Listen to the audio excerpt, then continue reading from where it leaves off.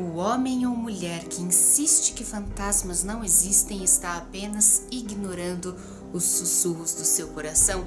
E isso me parece muito triste. Com certeza, até o mais maligno dos fantasmas é uma criatura solitária que está desesperada para ser ouvida.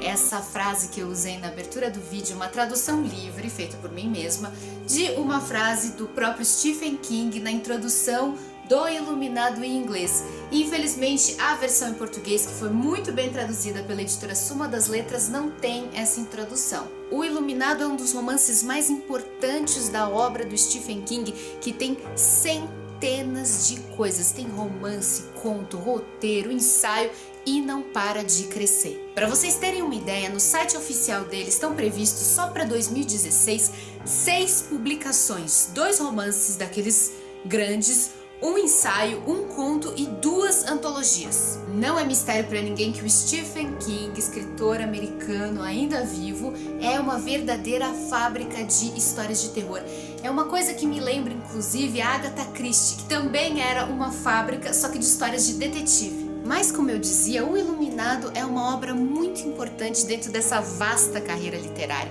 O próprio Stephen King afirma que quando ele estava escrevendo esse livro, ele tomou uma decisão que influenciaria a obra dele e o estilo dele para sempre. O ano era 1977 e ele já tinha começado a fazer sucesso com 2 romances publicados.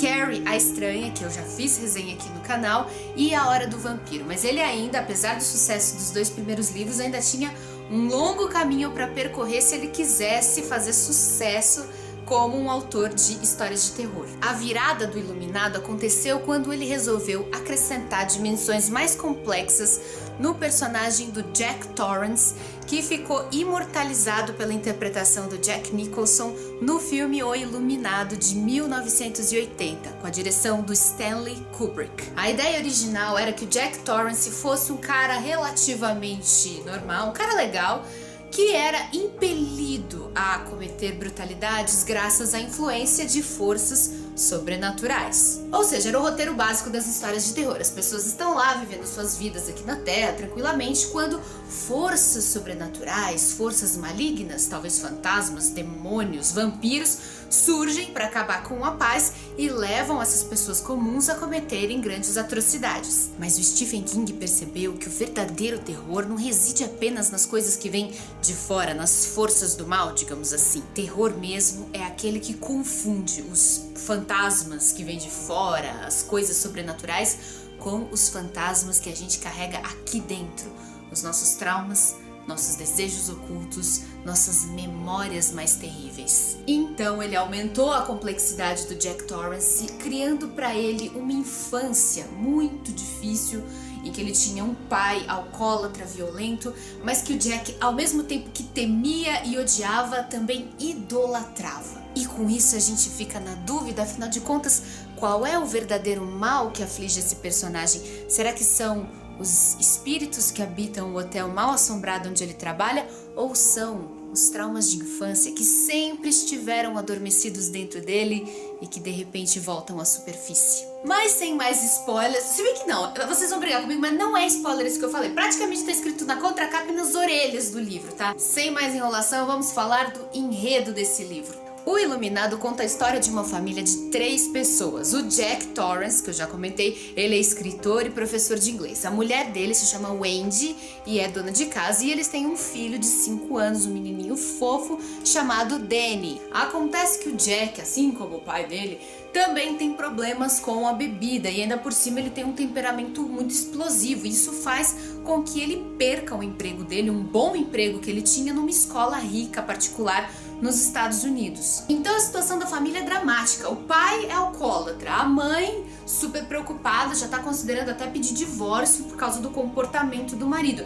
E o menininho Danny, ele é muito sensível, ele percebe as coisas que estão acontecendo e ele morre de medo, ele é apavorado com a perspectiva dos pais se separarem. Então, com a ajuda de um amigo rico, o Jack acaba conseguindo um emprego que, embora esteja muito abaixo da formação e do nível intelectual dele, promete ser a salvação da família, porque é claro, sem emprego eles estão começando a ficar sem dinheiro, a situação está começando a ficar desesperadora. O emprego é de zelador num hotel chamado Overlook, que fica no meio das montanhas.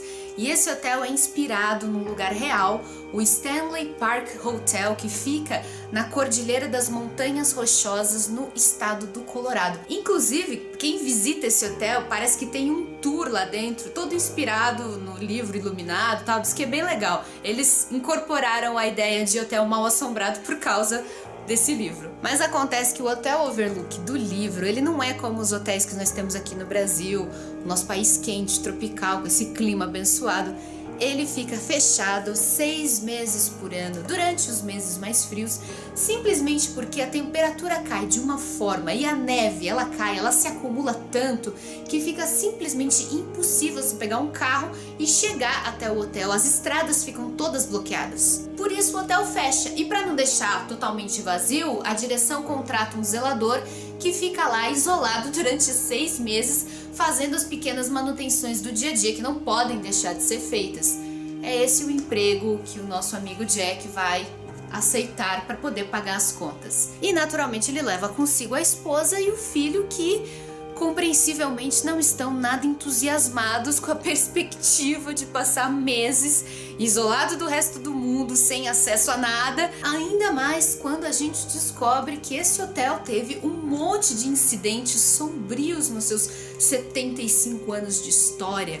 Muitos assassinatos, suicídios, complôs, crimes passionais, enfim, compreensivelmente algumas pessoas dizem que os corredores do hotel ainda são mal assombrados. E com isso, Stephen King cria o mise en place perfeito para um verdadeiro banquete de terror. Ele tem todos os ingredientes já preparados. Ele tem o isolamento, tensões psicológicas, histórias estranhas do passado, traumas de infância dos personagens e, é claro, sobrenaturalidade. Esse hotel tem tantas energias negativas que todos os personagens acabam sendo afetados, cada um da sua forma, principalmente o menino Danny. E isso é um outro clichê das histórias de terror. Ele não é uma criança normal, ele tem uma espécie de sexto sentido, uma espécie de percepção para coisas do outro mundo. Então o menininho, ele é um fofo, gente, esse menino é muito tchutchuco, ele vai ficar mais assustado do que ninguém dentro dos corredores desse hotel. E o livro foi um grande sucesso, virou um filme que eu tenho certeza que você já assistiu ou já ouviu falar, vendeu pra caramba, e as academias de letras, os críticos de maneira geral, compreensivelmente torcem o nariz com relação à qualidade literária de Stephen King. Isso sempre acontece quando um escritor faz muito sucesso e ganha muito dinheiro. Eu me pergunto, por que será, né? Mas eu sei que não é só uma questão de recalque, a coisa é bem complicada. Quando um escritor escreve em alta escala, como é o caso de Stephen King, é natural que a qualidade dos trabalhos dele seja muito irregular. Então tem coisas que são muito boas, mas também tem muita coisa que são uma porcaria, escritas mesmo no modo automático. Mas a verdade é que Stephen King se consagrou no gênero terror como nenhum outro autor jamais conseguiu. Para ele, os fantasmas existem, os monstros também existem, só que eles moram dentro da gente. E às vezes, eles vencem. Talvez seja necessário que Stephen King morra para que a qualidade dele como escritor seja mais reconhecida. Não seria a primeira vez na história que isso acontece. Mas até lá, felizmente, o cara não está nem aí, ele continua fazendo o que ele gosta, que é escrevendo intensamente, e a gente tem o privilégio de